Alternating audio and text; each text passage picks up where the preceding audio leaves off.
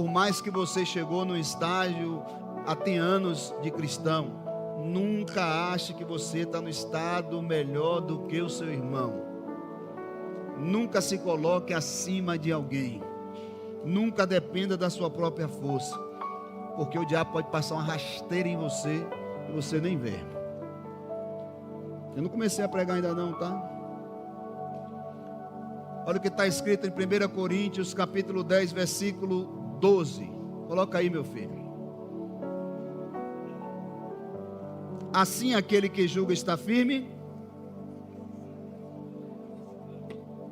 cuide-se para que não. Ou seja, mesmo a gente estando firme, Anderson, a gente pode cair. Mesmo a gente estando no nível espiritual top 10, a gente pode ir para o top 5, top 3, top 4, que eu acho que não é top, mas vamos botar que fosse top. A gente pode cair, porque a queda de Pedro não foi, caiu do degrau de vez e bateu lá no chão, ele foi caindo aos poucos. Aos poucos ele foi caindo. Aos poucos a gente vai se afastando. Aos poucos a gente vai desviando. Nada acontece do dia para a noite. Ou seja, eu vim aqui nessa noite para ministrar sobre a sua vida, que Deus está falando contigo. Cuidado para que você não caia. Na escola bíblica falamos que só vai ter a salvação quem perseverar até o fim. Então a gente precisa ter muito cuidado com hoje, não, com amanhã, para não cair e não se afastar da presença de Deus. É o único cuidado que a gente tem que temer para o amanhã, para a gente não se afastar da presença de Deus. O resto está com o controle de Deus. Você não pode se preocupar com a conta de amanhã, você não pode se preocupar como será o seu amanhã, mas sobre o seu nome escrito na vida, no livro da vida, se preocupe. Se preocupe. O tempo todo você tem que estar vigilante. O tempo todo você tem que estar atento. Segundo, a dor poderia ter sido evitada se Pedro não tivesse perdido o interesse pelas coisas espirituais. Lembra do Monte da Transfiguração? Quem lembra? O Monte da Transfiguração. Pedro dizia no monte: vamos fazer 3 tendas aqui, para que a gente permaneça aqui.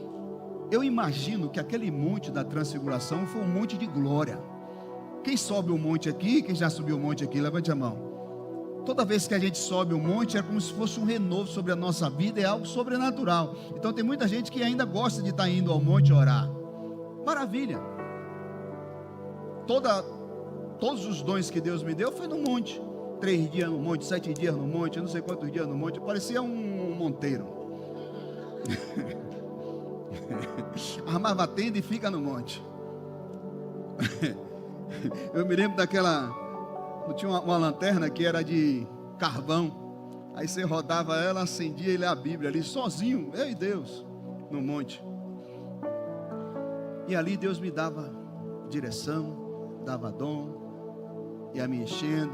E é maravilhoso o monte.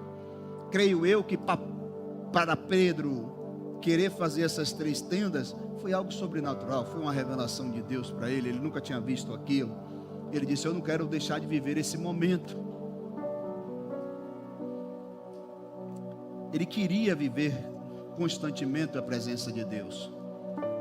Todo mundo quer viver constantemente a presença de Deus. Todo mundo quer. Mas quando Jesus sobe ao monte de novo para orar, Jesus chega para Pedro e disse assim: olha, fica aí vigiando. Aí o que é que Pedro faz? Dorme. O mesmo Pedro que queria fazer umas tendas para estar lá na presença de Deus, é o mesmo Pedro que depois sobe o monte para dormir. É um negócio doido. É inconstante isso. Pessoas inconstantes sempre vão oscilar na fé.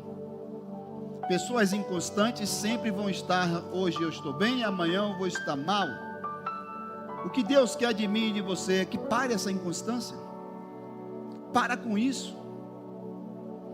Nós precisamos parar de ser inconstante. temos que dar continuidade naquilo que nós iniciamos. O homem que queria permanecer horas na presença de Deus, agora ele não consegue nem vigiar. É como se você botasse um soldado para ficar fazendo a vigilância. Se ele fosse dormir, ele ia receber salário ou ia receber uma demissão? Demissão. Então a queda espiritual de Pedro começou muito antes da negação. Começou quando o fogo de Pedro foi diminuindo. O mesmo Pedro que queria a presença, agora estou cansado, estou com sono. Ninguém esfria espiritualmente, gente, do dia para a noite, do dia para o outro. Não tem isso.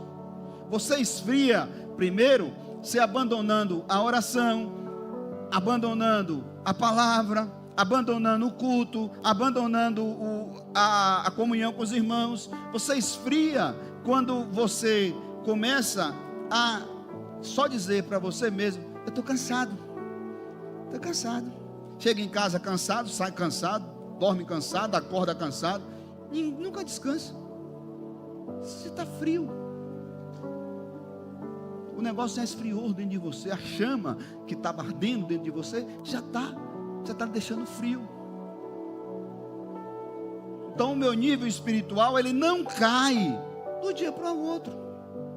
Ele cai no decorrer da jornada, no decorrer da caminhada. Jesus estava advertindo: vigiem e ore para que não caiam em tentação. Lá em Mateus capítulo 26, 41 está escrito: vigia e ora para que vocês não caiam em tentação. E Pedro estava o quê? Dormindo. Olha os avisos de Jesus. Jesus está falando e Pedro está fazendo ao contrário do que Jesus está falando. Geralmente é assim ou não é? Com as pessoas lá em São Paulo. Aqui não. Aqui só tem crente fogo puro. Até quem veio de Minas é crente fogo puro. Só São Paulo tem essas coisas. Quem é de São Paulo aqui levanta a mão. Se for de São Paulo vai ser no Rio.